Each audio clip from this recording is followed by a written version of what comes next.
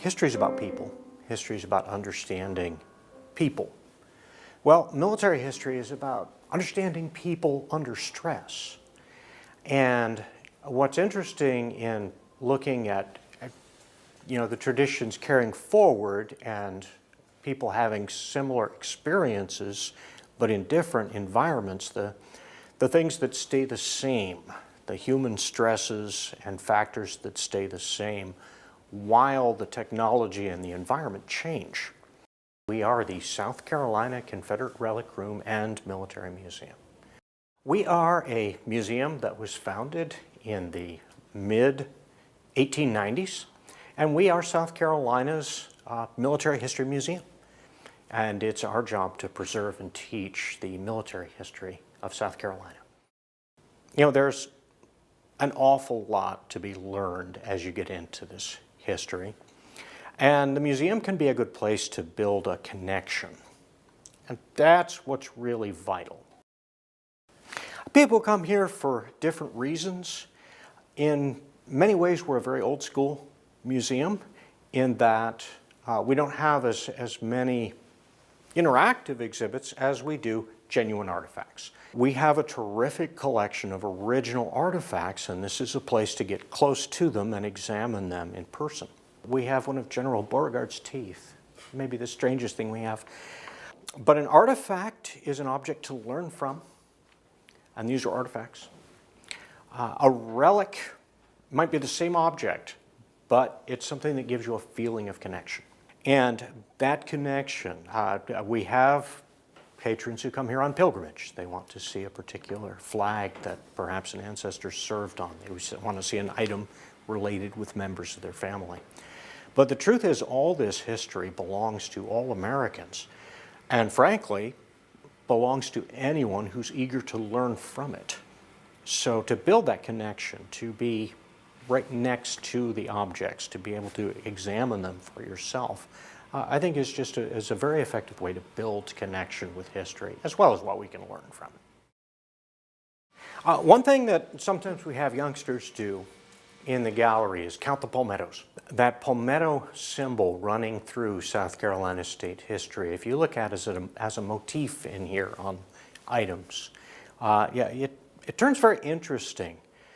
Because the palmetto begins to appear on the state's militia flags very early in honor of a battle in the American Revolution where the fort was made of palmetto logs down in Charleston Harbor.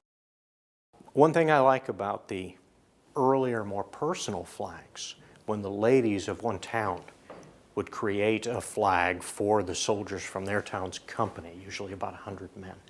The front of that flag would have a palmetto and the name of the unit, maybe a slogan, but the back was a free speech zone. And we often had to choose, are we going to show the front of the flag or the back where there's a personalized message? And to see those on display, that's interesting from a social and artistic, even religious point of view, since they often chose a Bible verse or something along those lines, a blessing to put on the back of the flag. Oddly enough, the oldest artifact on display in the relic room is in our World War II case.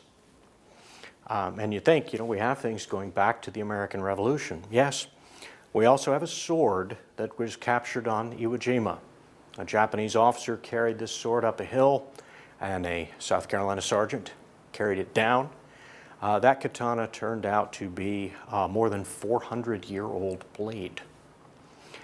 We have examples of things from the original Palmetto Armory of South Carolina when weapons were manufactured here in the state for the use of the state's forces, muskets, pistols, sabers, as well as a handmade flintlock rifle made over in Lexington County. And just there's a lot here for the history fan. But another artifact that kind of affecting to me. There's a beautiful big quilt, more than 150 years old, made for a soldier. And I tell the kids groups, it's not just a blanket, it's a giant get well card. The quilt has the initials in the middle of it, J.A.R., James Adam Reichert. Turns out he was a wounded soldier in the hospital, and the people at home determined to make him and send him this beautiful warm blanket, and they signed it. So if you get in close to it, you can see their signatures of different well-wishers all over it. Perhaps it helped, because we know he came home, and we know he would live into his 70s. Beating the odds. South Carolina in 1860, according to the census, we had 60,000 free men of military age in the whole state. Over the next 4 years of war, we would lose more than 21,000 dead in service. That's more than 1 in 3 of the whole eligible population. So that would leave a permanent mark on our society. And this would be why the Relic Room, when originally founded, it was more a place of remembrance right away than education. They always thought of it as a place where education would be done, but the first years of visitors coming in were people coming to remember the dead more than anything else. What we learned from the past is something for us to use. We really study history to understand leadership, responsibility, decision-making, the effects of decisions. And, you know, it doesn't matter in some ways what kind of history you study, it's all relevant. But military history tends to give us a real tight focus on people in really rough circumstances, making decisions in real time with limited information and a lot at stake. And we want to learn things from them rather than learning the hard way.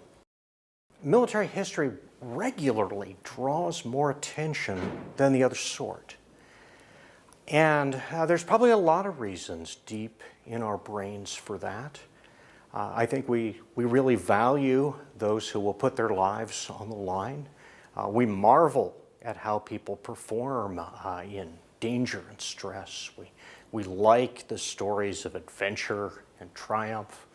I think there's something in us that we have a need to understand this. And we know we have a need to understand this, and we're drawn to it.